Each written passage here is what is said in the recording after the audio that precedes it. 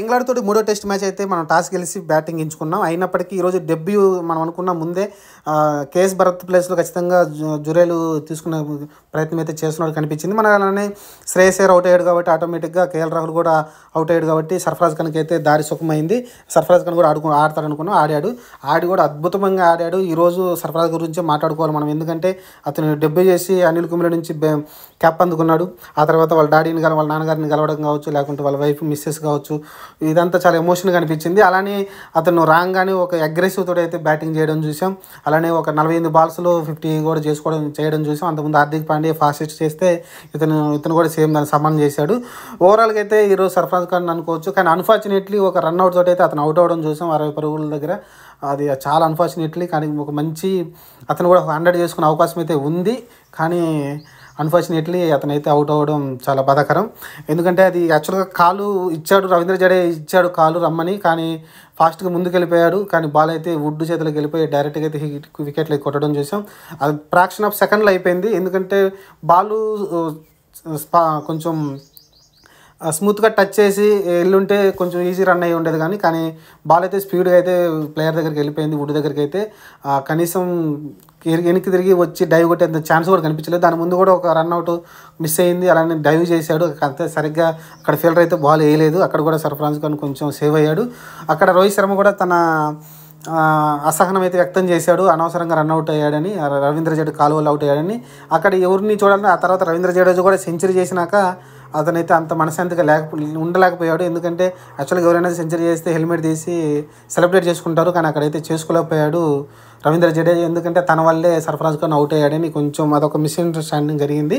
కానీ అక్కడ సర్ఫరాజ్ ఖాన్ చూసుకోవాల్సింది, కానీ అక్కడ కాలు గట్టిగా ఇచ్చాడు కాబట్టి బ్లైండ్గా వెళ్ళిపోయాడు సర్ఫరాజ్ ఖాన్ అయితే. ఆ బాల్ డైరెక్ట్గా ఫీల్డర్ దగ్గరికి వెళ్ళింది లేదు, ఒకసారి చెక్ చేసుకుని ఉంటే బాగుండేది. కానీ ఈ సింగిల్ ఈజీగా ఉందని అయితే డైరెక్ట్గా వెళ్ళిపోయాడు సర్ఫరాజ్ ఖాన్. ఇది ఇంకా మిగతా ఇది ఒక్క విషయాన్ని రన్అట్ వదిలేస్తే మిగతా అన్ని కూడా స్టార్టింగ్ ఏదైతే మ్యాచ్ స్టార్ట్ అయిందో బ్యాటింగ్ తీసుకున్నారో ఓకే, ఇది మంచి పిచ్చి ట్రంక్ రోడ్ లాగా ఉంది, మంచి స్కోర్ కొట్టచ్చు, 400-500 స్కోర్ కొట్టచ్చు అని అనుకున్నారు. కానీ 3 వికెట్లు అయితే ఫటాఫటా పడిపోయినాయి.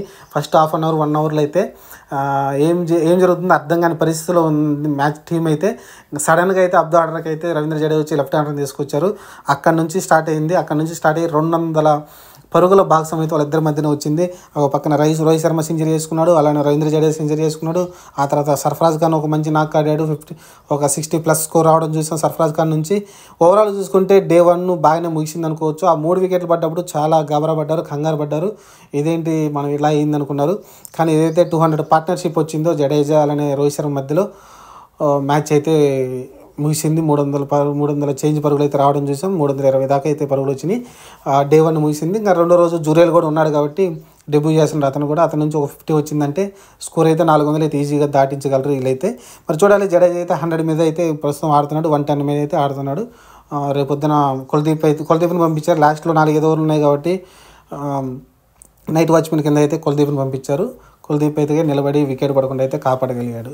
ఇది ఈరోజు హైలైట్స్ వచ్చేసి. ఇంకా వుడ్ అయితే చాలా విజృంభించాడు. వుడ్ అయితే యాక్చువల్గా తన పేస్ తోటి అయితే చాలా ఇబ్బంది పెట్టాడు. స్టార్టింగ్ జైస్వాల్ని అవుట్ చేసినప్పటికీ తర్వాత గిల్లు అయితే హార్డ్లీకి అవుట్ అయింది, చాలా దారుణంగా అవుట్ అయ్యాడు. అది అనుకోకుండా బాల్ అయితే ఆగి వచ్చి కొంచెం హార్డ్గా టచ్ చేశాడు, అదైతే క్యాచ్ అయితే వెళ్ళిపోయింది. హార్ట్లీకి అయితే అవుట్ అయ్యాడు.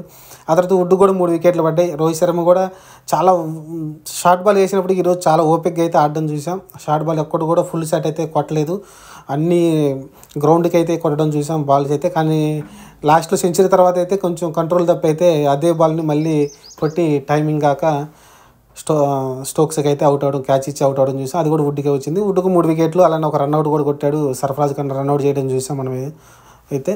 ఓవరాల్గా అయితే వుడ్ ఈరోజు ప్రదర్శన అనుకోవచ్చు ఇంగ్లాండ్ తరపు నుంచి. మిగతా పెద్ద గేమ్ ఇంగ్లాండ్కి ఒరిగింది ఏం లేదు. వుడ్ ఒక్కటే మంచిగా వికెట్ తీశాడు, 3 వికెట్లు. ఇంకా శుభ్మన్ గిల్, జైస్వాల్ ఇంకా అయిపోయింది. ఇంకా రజత్ పటిదార్కి అయితే బ్యాట్ లక్, అతను కూడా మళ్ళీ అన్ఫార్చునేట్లీ అవుట్ అవ్వడం చూసాం. మంచి స్లిప్ క్యాచ్, 2 స్లిప్ క్యాచ్లు వెళ్ళిపోయినాయి జైస్వాల్, రజత్ పటిదార్. మరి రజత్ పటిదార్కి ఇది 2వ మ్యాచ్ డెబ్యూ అయిన తర్వాత మరి అతను చూసుకోవాలి తన ప్లేస్కి. ఇప్పుడు ఈరోజు సర్ఫరాజ్ ఖాన్ దాన్ని బట్టి చూస్తే రేపొద్దున ఈ కేఎల్ రాహుల్ కానీ రికవర్ అయ్యి బయటకు వచ్చారంటే ప్లేస్లో ఖచ్చితంగా రజత్ పాటిదార్ బయటికి వెళ్ళే అవకాశం ఉంటుంది. ఎందుకంటే అతను ఇప్పటివరకు 3 ఇన్నింగ్స్లు ఆడితే 3 ఇన్నింగ్స్లో పెద్దగా ఆడే ప్రదర్శన అయితే రాలేదు అతని నుంచి. మంచి నాకైతే చూడాలి.